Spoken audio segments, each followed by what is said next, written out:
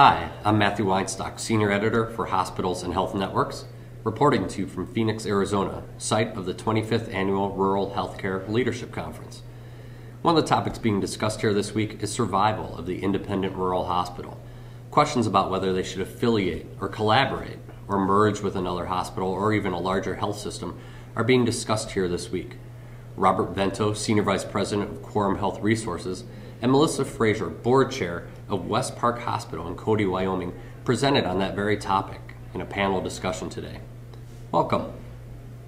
Robert, tell me a little bit about how hospitals should be looking at the collaborative approach, affiliation, their real strategy. I think it starts with their strategy. It's very important for hospitals to really evaluate what it is they want for the hospital, what they want for the community, and that starts with really developing a single voice for the board around a planning process. And I think once you start with that, then you can outline sort of what those wants and needs are for the community. And surprisingly enough, a lot of people don't do that. And if there's one critical thing to do, I would suggest that that's the starting point. What mistakes do you see hospital executives making when they look at the idea of affiliating or collaborating? I think it again goes back to not having a good plan. When you go out and you don't know what it is you want or what you want out of that collaboration or affiliation, or really the ultimate integration of selling your hospital assets, if you don't know what it is that you want out of the bargain, I think it makes it very difficult to understand how you're going to be successful. Okay.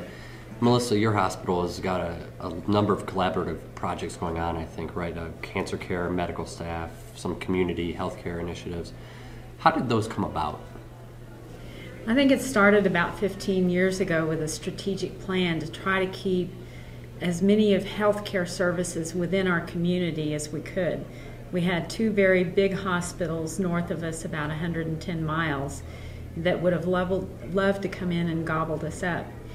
And the important thing was, if we wanted to really serve our community, we had to figure out how to provide those, or provide some of those services to the community. So a couple of the things that you mentioned we did. We built a cancer treatment center. One of these big hospitals provided the radiation oncology. Someone else did the medical oncology. That was one collaborative effort. The physicians, especially the surgeons, we didn't have enough OR time, especially for outpatient surgery, and we couldn't build it fast enough for the doctors. So there were 17 physicians plus the hospital that built an outpatient surgery center.